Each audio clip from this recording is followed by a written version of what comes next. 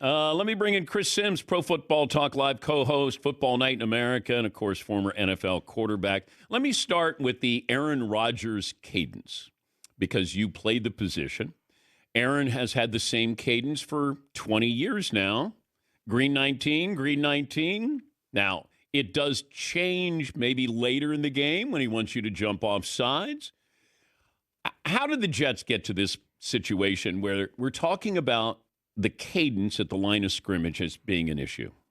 Well, I mean, listen, he's a perfectionist, right? I think that's part of the conversation altogether. And then his cadence and how he uses it, whether it's to quick count people and get people, extra people on the field when there's 12 guys on the defense and they're making the substitution, or his hard counts have been one of the great things that he does through his time.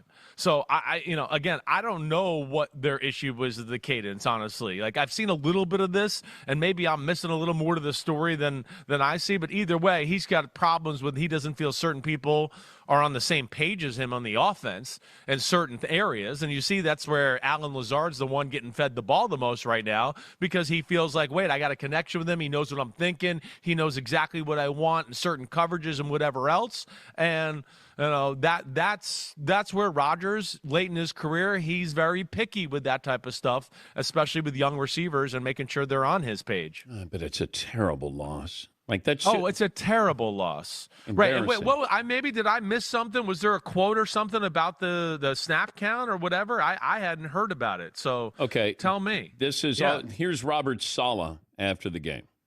Okay. Last year, I think you guys were 1 or 2 in the NFL in penalties. Now this year, I think you're 4. I mean, what needs to change to clean it up? Well, we got to figure it out. Whether or not we're good enough to handle all the or ready to handle all the cadence. Cadence had not been an issue. All camp felt like our operation had been operating pretty good. Obviously, today it took a major step back. Okay. There you go. I got you. Okay. I got you. Yeah. Well, cadence is nuanced, too. It is. And there's a lot to it. And, of course, there's code words that are involved in it. And sometimes you use a code word like the famous Omaha you heard from Peyton Manning and all that. That might speed up the cadence and get you right into snapping the ball and saying set hut. Yeah, they had issues yesterday. But they physically, it was a bad loss, like you said. There's no doubt about that. Their defense is very good, certainly. But the offense, I think the big thing is they don't throw the ball down the field enough, and people know that Rodgers likes to throw the ball short and over the middle, and then they want to run the ball. And you looked yesterday, and it looked like the Denver Broncos had everybody around the line of scrimmage. And also with that, when they don't motion, right, Rodgers doesn't like motions, and they don't use a lot of formations. What else did the Broncos did yesterday? They blitzed him because they said, wait, we kind of know where he's going to go with the ball if we blitz. So what if he throws it 2 yards in the flat? We'll rally and make the tackle, and it'll be 2nd and 8. But it's better than him standing back there and making some great decision and great throw and dicing it up that way like he did the Patriots on 2 Thursdays ago. That was a bad loss for the Jets yesterday. The kind of game you certainly thought they would win with Broncos offense not being able to do anything, really. Why can't the Ravens do this all the time? Offensively? Yeah, because they got to – Right. They got to choose to do it. I heard what you said before I came on, and, I mean, you're right. This is something I've been pounding the table with. Great offenses, right, great teams, you got to be great at something, and they're built to be great at the run. They got a bunch of 330-pound offensive linemen. They got the greatest running back in the history of or the greatest running quarterback in the history of football, a Hall of Fame running back in Derrick Henry, force people's hands that way. And then all the sexy big explosive pass plays, they're going to come. I'm telling you, they're going to play the Bengals this week. They're going to watch the last 2 games on film, and they're going to go, oh my gosh, we can't stop the run against anybody, let alone the Ravens now. And they're going to have to play some defenses where Lamar Jackson's going to get up there and go, wow, oh my gosh, they're playing us like this. So I hope they just stay with it because they're built to play like this, and this is when they play at their best. Eagles' situation is weird.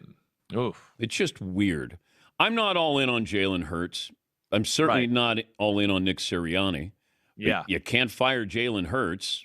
No. And Saquon Barkley had, 9 touches? It feels like they have everything, but then you watch and sometimes you wonder if they have anything. Why? They're hard to figure out, right? It's a roller coaster. I know they had some big injuries and people missing yesterday. A.J. Brown, Devontae Smith, no Lane Johnson. But damn, they still got a bunch of awesome other players on their football team. To just get beat down like that, yeah, it's a little bit of a roller coaster right now. And I think it's a little bit what you brought up. Like, I'm not totally bought in on Jalen Hurts as, the greatest quarterback in the world either. I think he's real good. But, like, is he a top 5 take over the game kind of guy? No, I don't think so. And then Nick Sirianni, right? He's an emotional guy, ups and downs, and I feel like you see that a little bit with the Eagles. That was disappointing. After the way they played last week against the Saints and were physical and tough and did all that, and then their defense just get absolutely demolished yesterday, and the offense can't do anything, it is a little concerning. I don't know what to think of the Eagles. Their highs are real highs, their lows are real lows. We'll see if they can meet in the middle somewhere. He's Chris Sims, Pro Football Talk Live co-host with Mike Florio on Peacock. You all in on Sam Darnold? Yes, I am. I am. All in. All in. I am. I've been one that has said for a while, Sam Darnold's good. He's got skills. You can win with Sam Darnold. He just needs to have a little bit of help around him. And as I always say, one of my things I always, when you're around crap all the time, like he was with the Jets and Carolina, you're going to start to smell like crap too. I'm sorry. And that's what happened to him a little bit. But he's at a spot right now that is perfect for him. O'Connell is a mastermind in the pass game. I've never seen a coach that can get more 20 and 25-yard completions open for a quarterback. Minnesota, I'm not saying they're the best team in the NFC, but like we have to stop this. Oh, this is just a good story. Like, they are playing the best football in the NFC. They are for real. They're not going to go anywhere. So that's what we got to get used to. And, man, Sam Darnold's been just lights out so far. Okay. So you got the Vikings in the playoffs.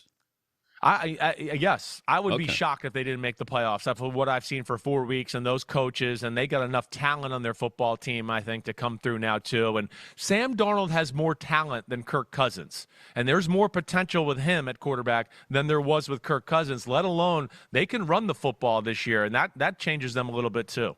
All right. Jayden Daniels is making it look a lot easier than it is. How is this possible? Yeah. Right? I mean, I'm shocked. I knew he was going to be good, this fast, right off the bat, right? On the heels of what we saw last year from C.J. Stroud, but you go, that only happens, every now and then with a rookie quarterback. I think the first thing is he's incredibly talented. He's got incredible poise. He's one of those guys like a Joe Burrow where it just like the look never changes on his face, whether it's good or bad, there's pressure, whatever. He just seems totally in control. The other aspect that I think needs to be talked about, he's running the same offense he ran in college. I think that's a great benefit.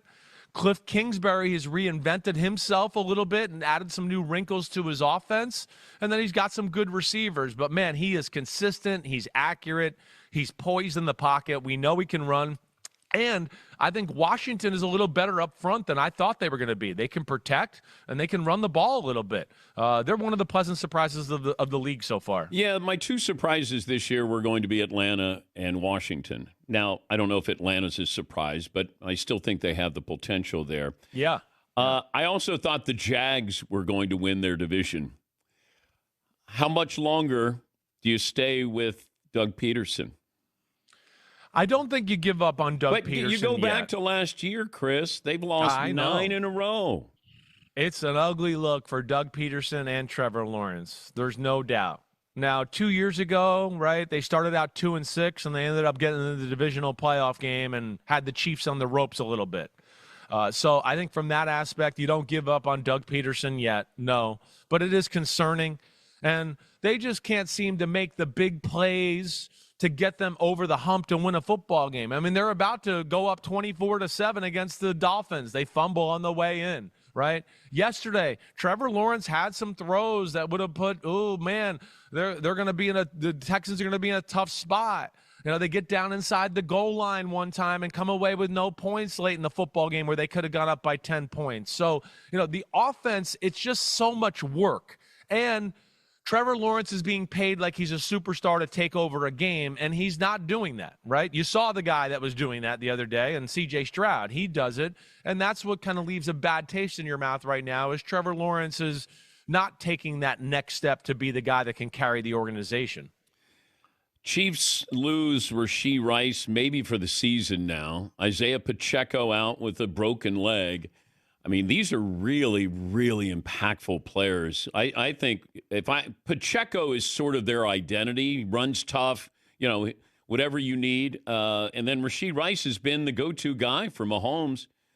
This could be real. I mean, I know they're undefeated, but then you start to have these injuries, they pile up. Maybe you're not getting as much out of Travis Kelce, more pressure on the defense. Mahomes has got to find another playmaker here. So what do you make of the Chiefs moving forward? Yeah, I mean, it's one of the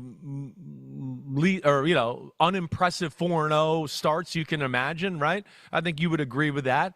I mean, and the other aspect of it is, I think and I've been saying this to Florio on my podcast a little bit too, like we got to adjust our way we think of the Chiefs. The Chiefs are clearly a defensive football team. They're in the second part of a dynasty here, and they are a defensive football team. They are literally like, let's run the ball, let's chew up the clock. Mahomes will make a few plays to make us dangerous, but let's play through the defense. And that's what they've done. The defense won the game yesterday. The defense won the game against the Bengals. The defense won the game against the Ravens. They've been phenomenal. The defense won the game against the Falcons. So I worry about the Chiefs' offense in general. I guess the reason you don't go 4-alarm fire is because we saw the offense not be that damn good last year, and there they were hoisting the trophy at the end of the year. But it is a little concerning. Rashee Rice is clearly the number one guy. At least they got Kelce going a little bit. Hopefully that can continue. And Xavier Worthy is so far just a trick guy. Can they make him more consistent in the offense? But I think now with this, and I expect Rashee Rice to be out, that they're going to be certainly looking at the market for trade as far as a receiver when it comes close to the deadline. Good to talk to you as always, Chris. Thanks for joining us. Thanks, buddy. Say hi to all the guys. Appreciate you. You the man. Chris Sims, Pro Football Talk Live co-host, the show that precedes ours with Mike Florio on Peacock, contributor to Football Night in America.